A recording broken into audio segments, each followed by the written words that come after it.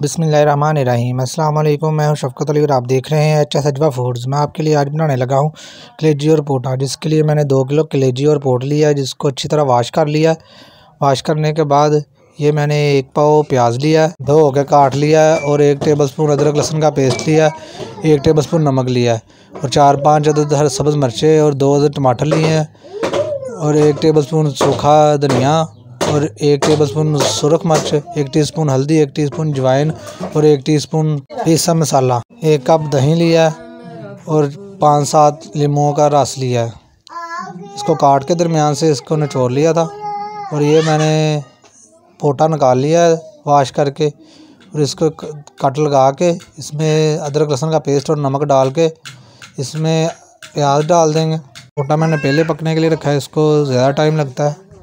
प्याज डालने के बाद इसमें आधा कप पानी ऐड करके तो इसको ढक्कन दे के 10 मिनट के लिए पकने के लिए रख देंगे। 10 मिनट बाद देखें माशाल्लाह इसका कलर कितना चेंज हो गया, और ये तकरीबन 50% पक चुकी हैं। अब इसमें कलेजी ऐड कर दें, और कलेजी को भी हम मीडियम से लो आंच पे 10 मिनट के लिए पकने के लिए रख देंगे। और अगर आप मेरे चैनल पे नए हैं तो मेरा चैनल सब्सक्राइब करें, बेल आइकन क्लिक करके ऑल पे क्लिक करें, और वीडियो लाइक करें और शेयर करें। माशाल्लाह 20 मिनट बाद देखें ये हमारा कलेजी और पोटा दोनों 18% पक चुके हैं। अब हम इसकी बनाई करेंगे, और इसमें 1 कप ऑयल डाल दिया। अगर आपके पास घी है तो घी डाल दें, और इसमें टमाटर, सब्ज़ मिर्चें और तमाम मसाले डाल देंगे।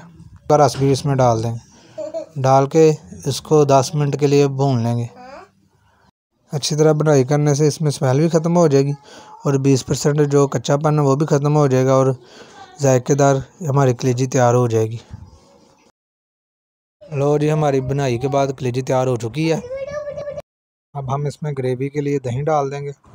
दही डाल के इसकी 5-7 मिनट बनाई करेंगे, और इसका जायका और ग्रेवी भी अच्छी हो जाएगी।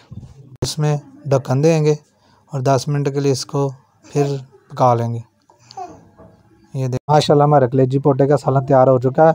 अब इसको प्लेट में निकाल के गार्निश करके नान या रोटी के साथ पेश करेंगे। माशाल्लाह।